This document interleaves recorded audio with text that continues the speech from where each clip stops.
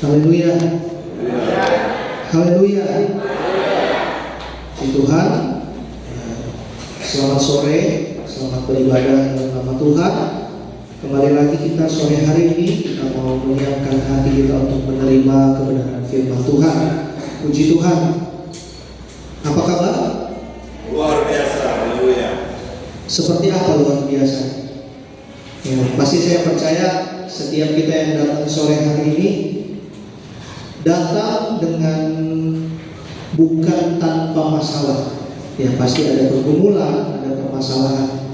Ya, setiap kita pribadi lepas pribadi. Tapi kalau Bapak Ibu Saudara mengatakan keadaan yang luar biasa, berarti saya yakin dan percaya kata-kata itu adalah perkataan iman. Ya, di tengah-tengah pergumulan, permasalahan, Bapak Ibu Saudara masih bisa mengatakan keadaan saya luar biasa. Haleluya. Semua karena kemurahan Tuhan. Ya, puji Tuhan. Kalau saya mau tanya Bapak Ibu Saudara masih ingat waktu terakhir saya membagikan firman Tuhan ya tentang rukun, ya soal rukun. Ya, kita buka dulu untuk mengingat kebenaran firman Tuhan di Mazmur pasal 133. Mazmur pasal yang ke-133.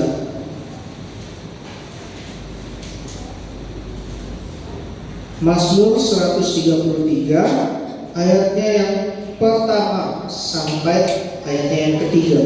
Kalau waktu lalu saya mungkin bahas cuma di ayatnya yang pertama, tapi kita mau lihat keseluruhan ayat dari ayat yang pertama sampai ayatnya yang ketiga. Kalau Bapak Ibu Saudara sudah dapat ayatnya, perhatikan saya bacakan. Persaudaraan yang rukun, nyanyian ziarah Daud. Sungguh alangkah baiknya dan indahnya apabila saudara-saudara diam bersama dengan rukun.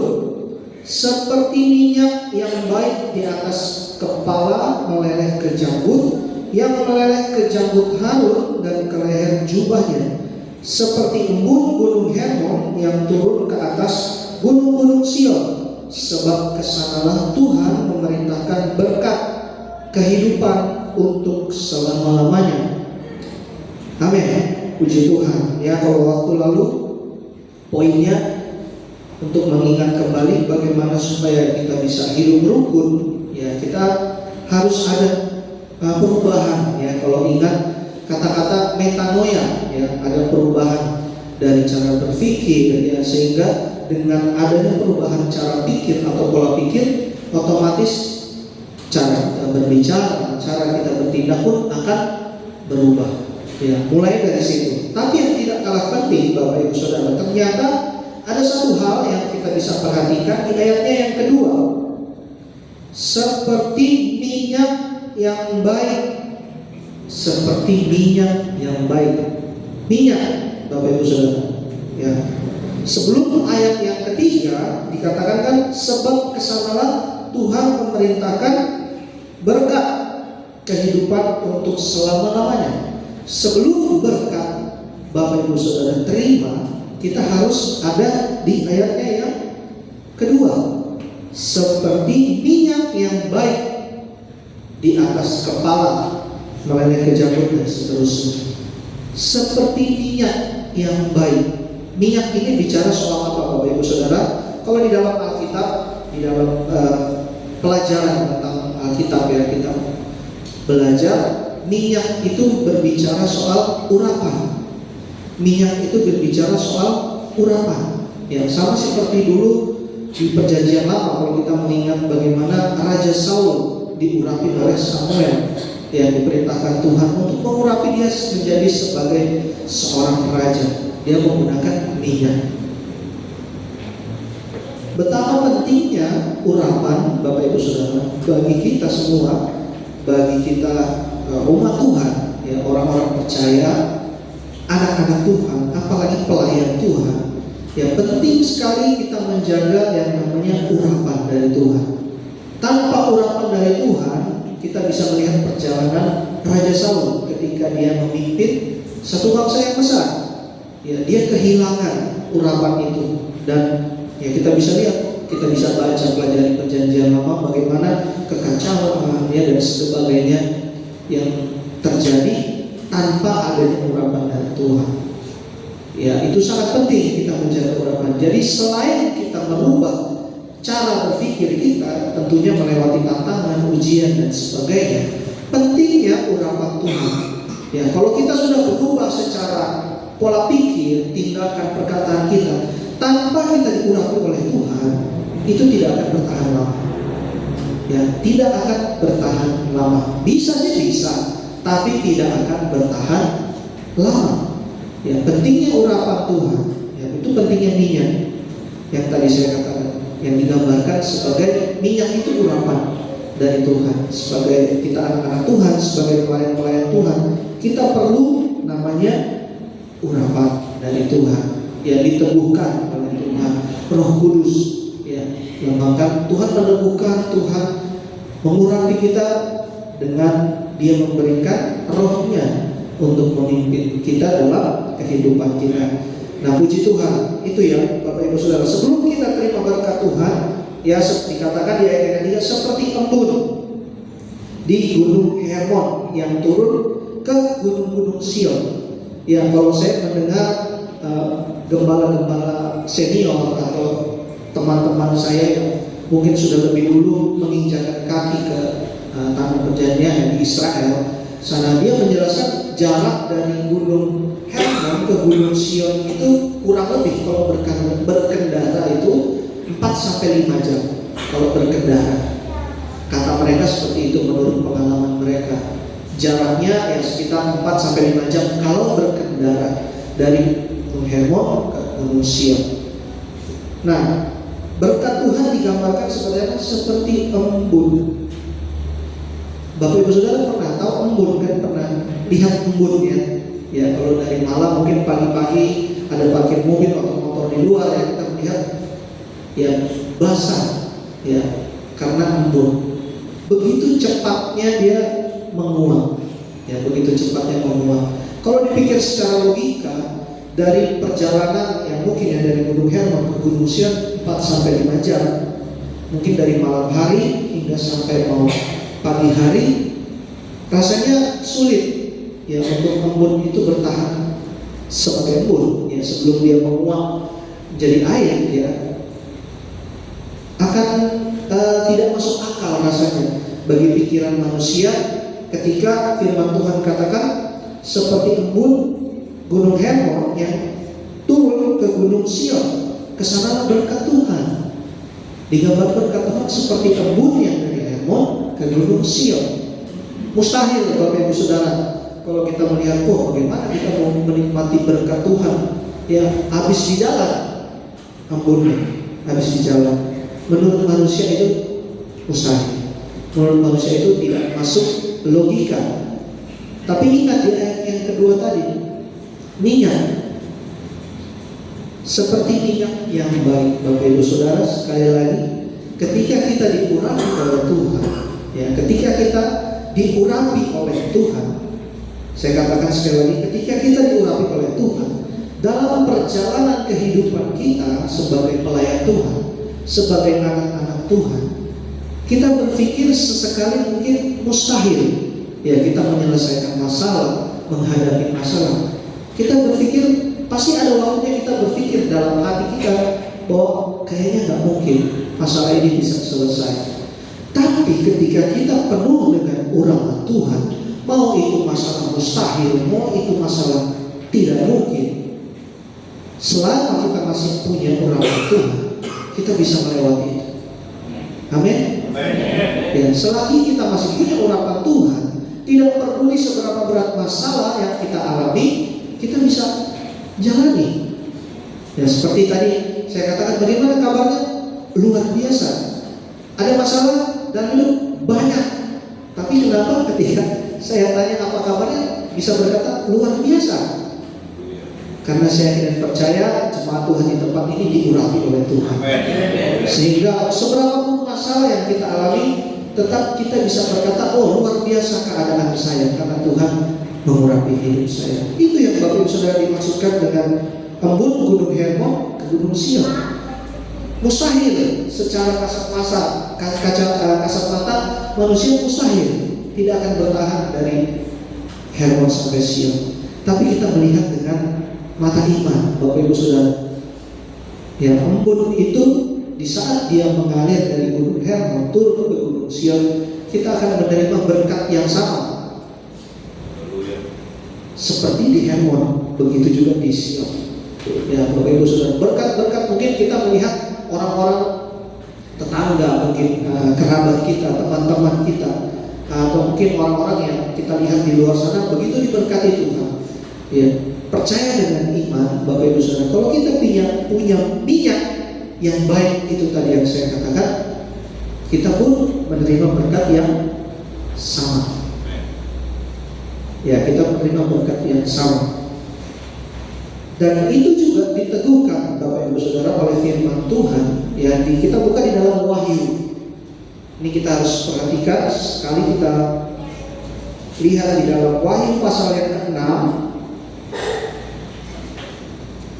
ayatnya yang ke-5 dan yang ke-6. Wahyu pasal 6 ayat 5 dan yang ke-6. Perhatikan Bapak Ibu Saudara. Dan ketika anak domba itu membuka materai yang ketiga, aku mendengar makhluk yang ketiga berkata, "Mari." Dan aku melihat sesungguhnya ada seekor kuda hitam dan orang yang menungganginya memegang sebuah timbangan di tangannya. Dan aku mendengar seperti ada suara di tengah-tengah keempat makhluk itu berkata, "Secupak gandum sedinan dan 3 cupak jelai sedinan, tetapi janganlah merusakkan minyak dan anggur itu." Mungkin agak bingung ya Bapak Ibu Saudara. Nah, di dalam Wahyu pasal yang ke-6 ini, di sini bercerita soal materai yang dibukakan oleh Tuhan. Ya, kalau kita belajar tentang materai, sebetulnya itu satu kesatuan ya. Kita ada nama pelajaran namanya eskatologi. Ya, pelajaran tentang zaman atau akhir zaman. Ya, di pasal yang ke-6 ini adalah tanda-tandanya. Tanda-tanda yang diilhamkan Tuhan, ya, diberitahukan oleh Tuhan untuk kita bisa melihat tanda-tanda sebelum kedatangan Tuhan. Tanda-tanda sebelum kedatangan Tuhan. Tapi itu nanti lain waktu kita mungkin bahas dari awal ya supaya jelas. Tapi di sini di ayat yang ke-5 dan yang ke-6 ada materai ketiga yang dibilang di situ. Di ayat yang ke-5 dikatakan seekor kuda hitam. Seekor kuda hitam yang menungganginya. Seekor kuda hitam. Kuda itu menggambarkan kekuatan atau kekuasaan.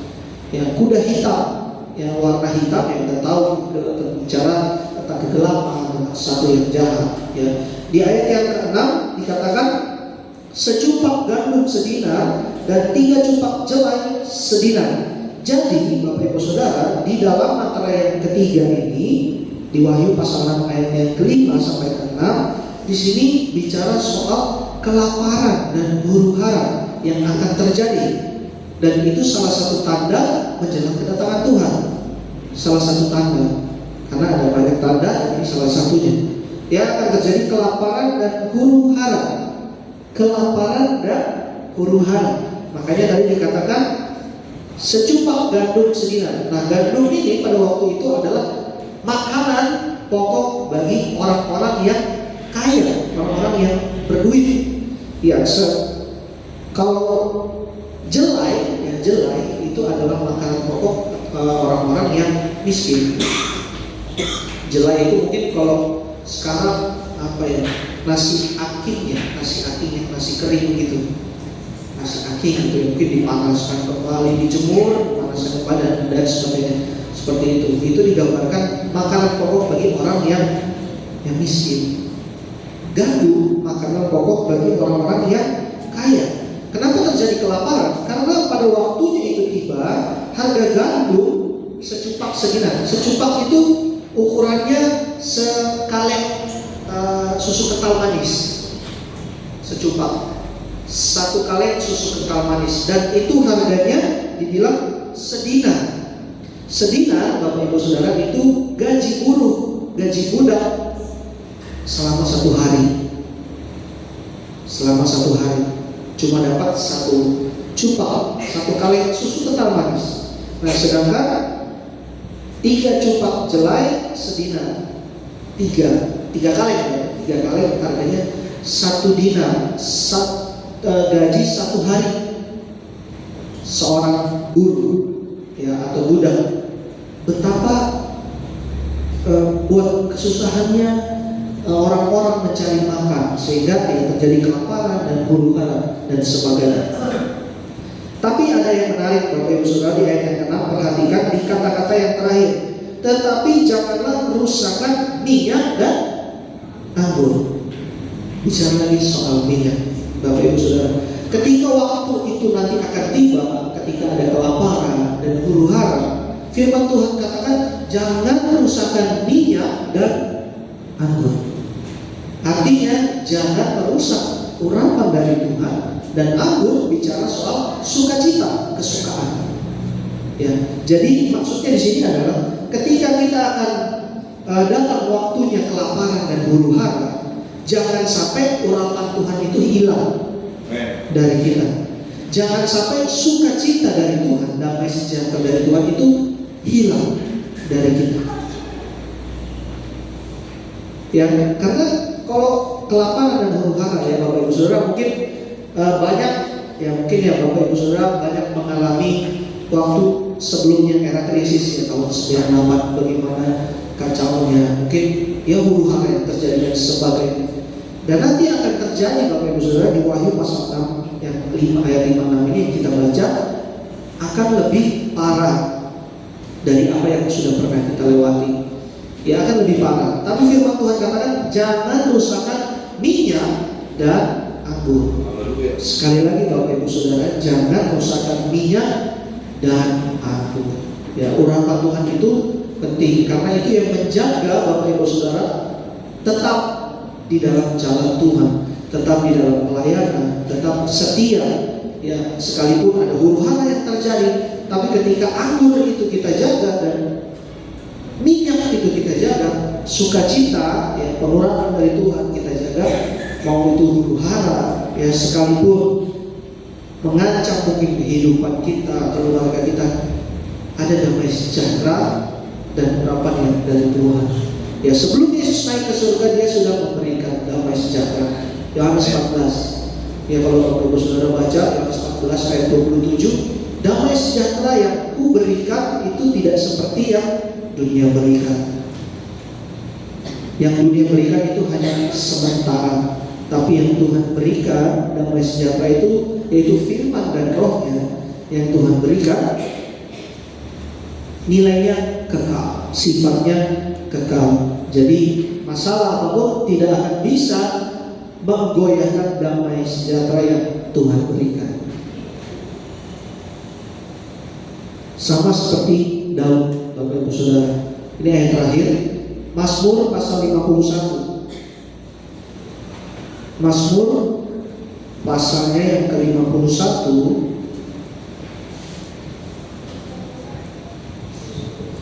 ayatnya yang ke-13.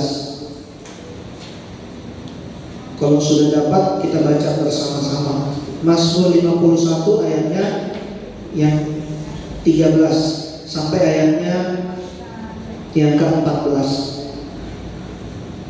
Mazmur pasal 51 ayat 13 sampai 14. 1, 2, 3. Dan janganlah kudus daripada bangkitkanlah kepadaku kegirangan karena selamat daripadanya, dan lengkapilah aku dan roh yang rela. Daud, ya kalau kita baca perikopnya pengakuan dosa.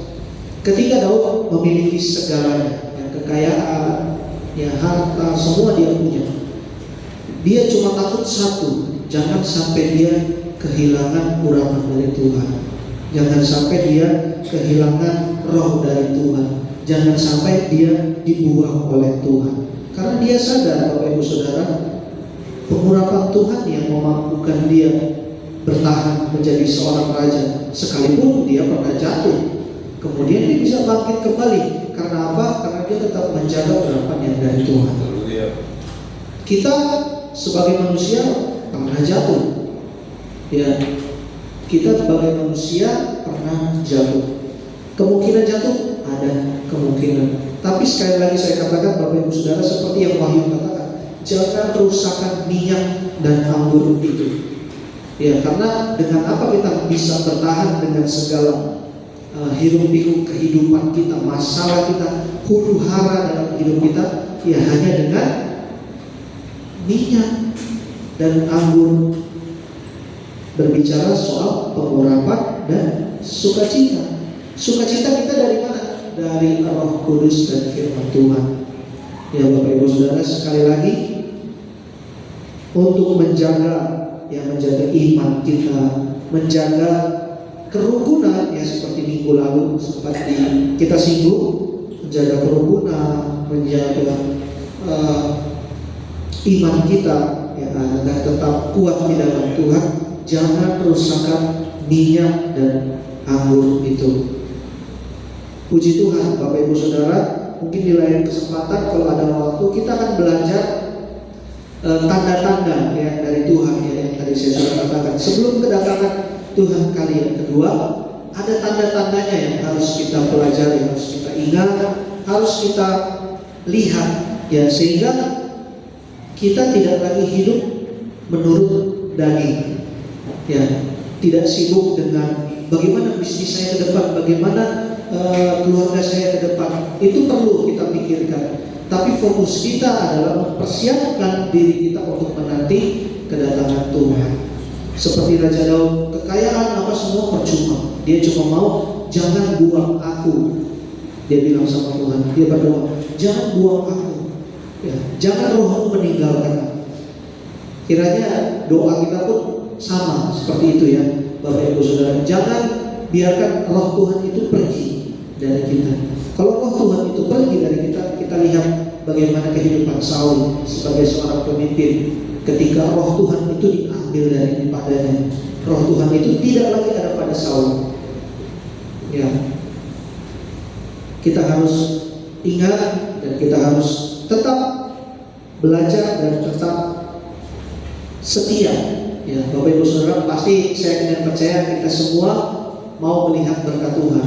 Seperti embun tadi dikatakan. Tapi pentingnya jangan lupa minyak itu ya, Bapak Ibu Saudara. Sebelum melihat berkat Tuhan, kita harus menjaga minyak yang baik itu yang Tuhan berikan. Jaga terus. Ya sekalipun mungkin berat, mungkin susah, ada godaan, ada tantangan, itu pasti. Ya pasti ada. Tapi tadi seperti pujian tadi ya, Allah sanggup melakukan segala perkara. Ya, apa yang tidak pernah dilihat mata dan didengar oleh telinga, itu yang Tuhan sediakan. Ya, puji Tuhan Bapak Ibu Saudara, biarlah firman Tuhan sore hari ini mengingatkan kita kembali bagaimana pentingnya kita menjaga urapan dari Tuhan, menjaga sukacita dan damai sejahtera dari Tuhan. Ya, saya berdoa dan kita semua sama-sama berdoa, jemaat Tuhan di tempat ini saling mendoakan dan saling menguatkan, ya, saling mengingatkan juga. Puji Tuhan. Mungkin saya mau undang singer Suel buat masuk ke depan.